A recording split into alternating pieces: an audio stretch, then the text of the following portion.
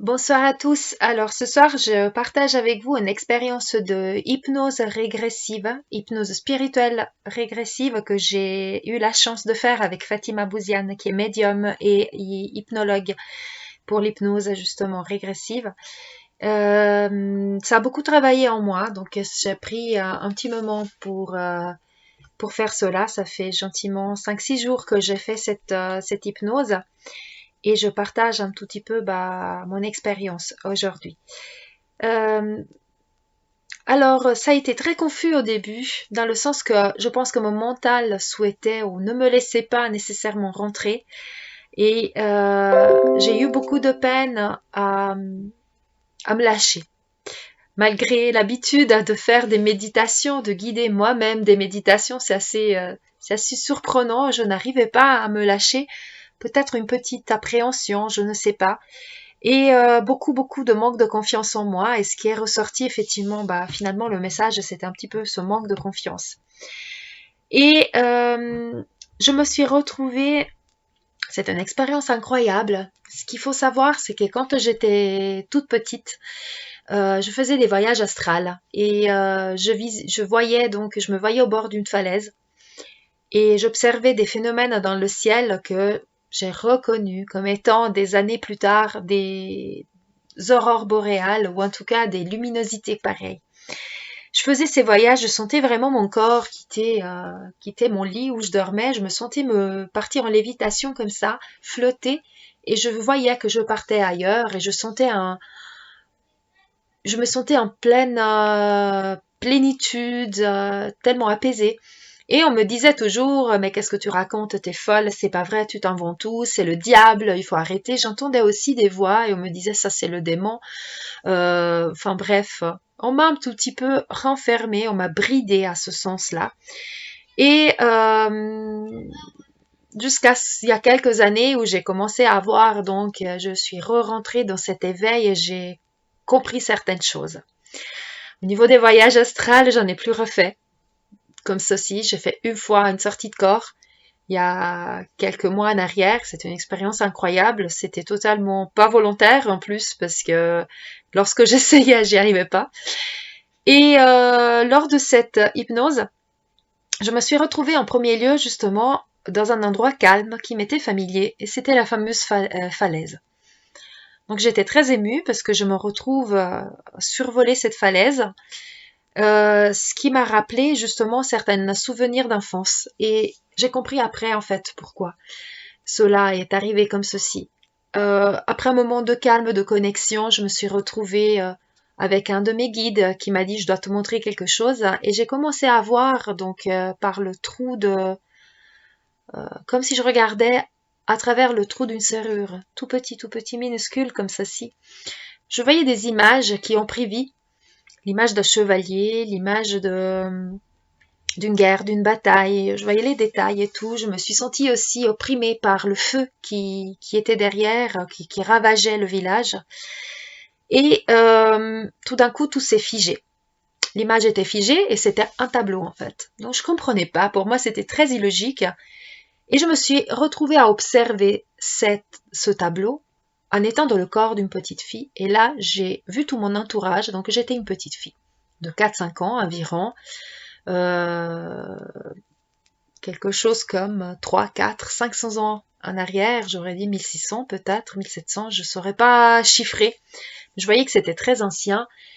Et ce que j'ai su, ce que j'ai compris lors de cette hypnose, c'est que cette petite fille qui regardait ce tableau, en fait, elle avait conscience et se rappelait exactement de toutes ses vies antérieures, et notamment de celle où elle était elle-même chevalier. Donc, j'ai été parce que c'était une de mes vies antérieures dans laquelle j'étais regardée grâce à cette hypnose. J'étais chevalier et qui donc a combattu aussi dans les flammes, si on veut. Et quelque chose comme 200 ans plus tard, cette petite fille qui regardait, qui se souvenait exactement de sa vie, de quand elle était chevalier, qui partait à la guerre. Ce qui était fou, c'est que je fais moi-même aussi des voyages dans mes annales akashiques et j'amène aussi les personnes qui viennent vers moi pour me demander d'où viennent certaines blessures, certains blocages, aller voir dans leurs annales akashiques. Donc je sais faire ce travail, mais toujours, lorsque je me trouve dans les annales akashiques, que ce soit pour moi, que ce soit pour quelqu'un d'autre, je me retrouve donc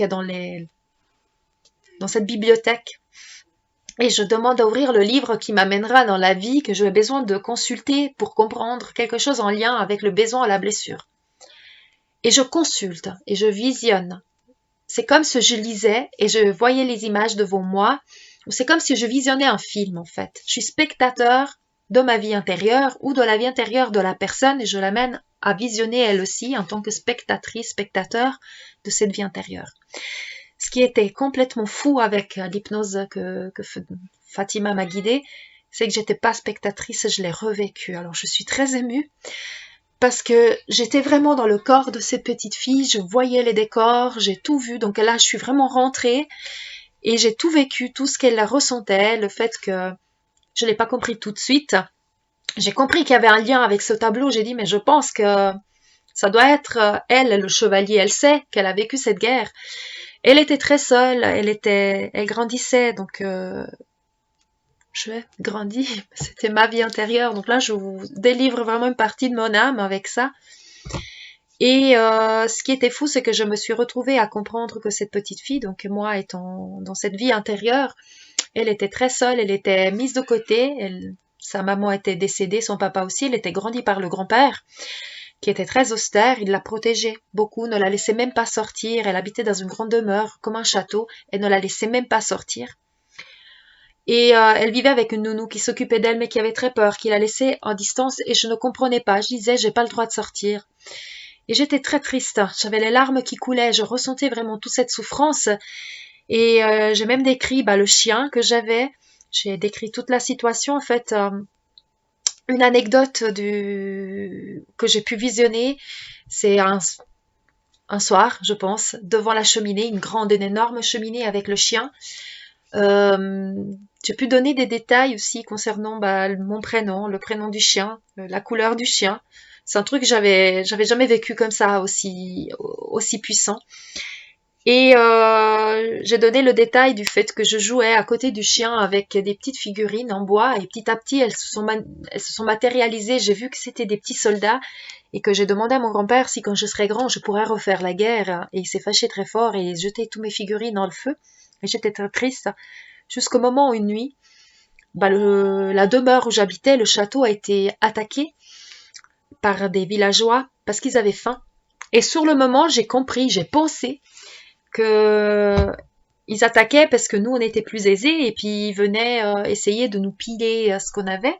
Et puis moi j'ai commencé par me cacher, puis après je suis sortie parce que je voulais me battre, parce que j'étais une guerrière à la base. J'ai sorti avec mon petit pistolet, ma dague en bois. Et là on m'a dit cache-toi, cache-toi. Et tout d'un coup il y a eu le feu. Ils ont mis le feu à une partie du château et là j'ai ressenti cette oppression du feu que j'avais vécu dans la vie que la petite fille au début de l'hypnose elle avait visionné et elle voyait elle voyait ce feu jaillir, donc elle est partie pour chercher le chien et elle a regardé par la fenêtre pour se sauver et il y avait la fameuse falaise. Donc tout se regroupe, hein, on retrouve la falaise dans laquelle je faisais mes voyages astrales et tout était paisible. Et j'ai senti qu'il y avait le vide dessous, puis que j'étais bloquée. Et en fait, ce qui s'est passé, c'est que j'ai senti que j'ai sauté. J'ai senti la chute. Je me suis sentie tirée vers le bas. J'ai vraiment senti que j'étais en train de tomber. Et qu'au fond de cette falaise, il y avait de l'eau. Et je suis tombée dans l'eau.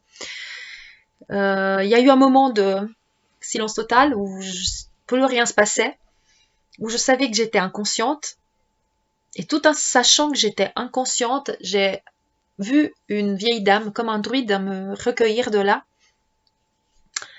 et m'amener chez elle, me poser comme une sorte d'autel et me dire, essayer de me soigner, en tout cas c'est ce que j'ai cru lorsque je visionnais ça, tout en sachant que je suis inconsciente et enroulée dans des draps, dans des couvertures. Il avait mis des bougies tout autour, elle avait posé des herbes, elle faisait des incantations.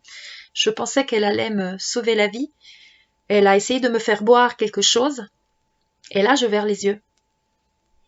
Et là, s'est produit quelque chose d'incroyable. Je suis très émue, mais c'était magnifique en même temps. C'est qu'elle a ouvert les yeux. Et j'ai dit, parce qu'après j'ai pu revisionner, c'est ça qui est génial, j'ai pu revisionner. Et là j'ai dit, je suis en train de partir. Et là je suis partie. Et là j'ai senti mon corps partir. Donc j'ai vécu mon décès, ma mort dans cette vie. J'ai vu mon corps s'élever, je l'ai vu, j'ai vu cette ombre, cette lumière, cette spirale de lumière se lever du corps, je le voyais de plus en plus petit en bas, et je me voyais m'élever. J'ai fait un long voyage jusqu'à ce que je suis arrivée justement dans l'entrevie où j'étais accueillie par ma famille d'âmes, où j'ai découvert que dans mes guides, il y a Marie qui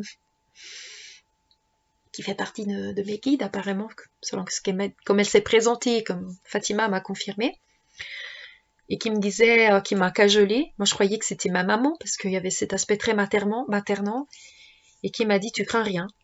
Et du coup, il y a eu beaucoup de questions qui ont été posées, il y a eu beaucoup de réponses qui ont été données.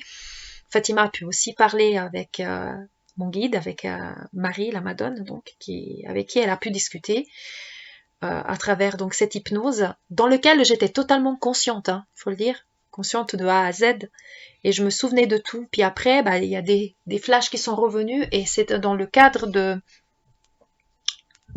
cette discussion, de ces réponses, qu'en fait que j'ai compris que le château avait été attaqué parce qu'ils avaient peur d'elle, parce que justement elle avait conscience de ses vies antérieures, c'était une petite sorcière en fait, et ils croyaient qu'elle avait le démon en elle et que la tenait responsable du fait que tous les malheurs qui arrivaient au château, c'est à cause d'elle.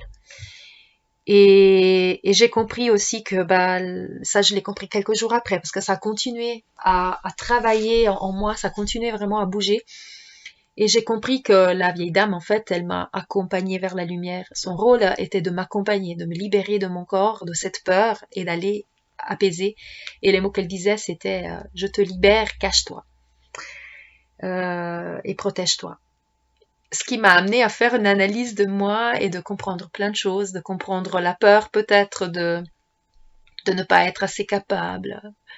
Là, je vous délivre une partie de moi très intime, parce que je peux donner l'apparence d'être sûre de moi, mais je manque cruellement de confiance malgré tout. Euh, cette peur d'être rejetée, la peur, voilà, c'est toutes ces choses qui sont en lien aussi avec cet éveil, le fait que dans cette vie j'ai vécu, bien évidemment avec une autre violence, parce qu'on est dans une autre configuration où les sorcières ne sont plus brûlées, mais lorsque j'avais cet éveil, lorsque j'étais toute petite, à 3-4 ans, on me disait déjà, attention, c'est le diable, mais qu'est-ce que tu racontes? Tu es folle, c'est pas vrai, tu t'es pas levée du lit. Donc on m'a bridée, et dans cette vie, elle avait été bridée et brisée. Et je me suis rendu compte que voilà, quoi, c'était des choses qui se perpétuaient et qui font que j'ai des choses à travailler. Et voilà, je vous ai délivré vraiment la partie la plus intime de moi aujourd'hui. Mais je voulais partager parce que je pense que c'est quelque chose de très profond, et puis chaque personne verra ou entendra ou ressentira ou vivra ce dont elle a plus besoin grâce à l'hypnose. C'est quelque chose, c'est une expérience unique. Comme je l'ai dit, j'ai visionné, j'ai visité plusieurs de mes vies antérieures. J'en ai vu plein, j'ai compris plein de choses, j'ai répondu à plein de questions. Mais comme ça puissant, où je n'ai pas visionné, mais je l'ai vécu, et ça m'a marqué à ce point que je peux aujourd'hui me libérer de certains blocages, certaines peurs, certaines choses que j'avais rattachées, et que j'ai pu libérer cette petite... et que je suis en train du coup de faire ce travail, je trouve ça très puissant. Donc je remercie énormément Fatima pour cette séance qui était très enrichissante pour moi. Je suis encore émue, je suis encore un peu bouleversée, je pense que les choses vont encore bouger, et je pense que ça me permettra aussi peut-être certainement d'acquérir un peu plus de confiance en moi et dans les autres, aux autres. Et voilà, donc j'avais envie de partager, c'est un peu long, je m'excuse, j'arrive pas à dire deux mots moi, et donc j'avais envie de partager cette magnifique expérience. Et voilà, donc au plaisir de vous retrouver. Est-ce que vous avez déjà fait des hypnoses? Je vous conseille, c'est donc les hypnoses régressives spirituelles qui vous permettent d'aller dans l'entrevie notamment, et puis avoir des questions pour visionner les contrats d'âme et tout ça. Je trouve, voilà, c'était quelque chose et franchement, c'est un ressenti exceptionnel lorsque Au final, on se dit, non, là, en fait, là, j'ai vécu ma mort, mais c'était tellement paisible. C'était beau, quoi. C'était beau, sentir son corps s'élever dans les airs. Je dis pas que je veux mourir, hein. C'est clair. Je suis très bien ici où je suis. Mais on se rend compte en fait, qu'il faut avoir peur de rien. Il faut juste vivre, profiter et se faire confiance et surtout s'aimer inconditionnellement et accepter, s'assumer. En tout cas, moi, c'est le message que j'ai reçu pour moi. De m'assumer, de m'accepter et de pardonner, même si des fois je n'ai pas été acceptée peut-être, ou j'ai peur que je ne sois pas acceptée si je délivre certaines informations, certaines réponses. Ça fait partie de mon chemin. Voilà. Namasté.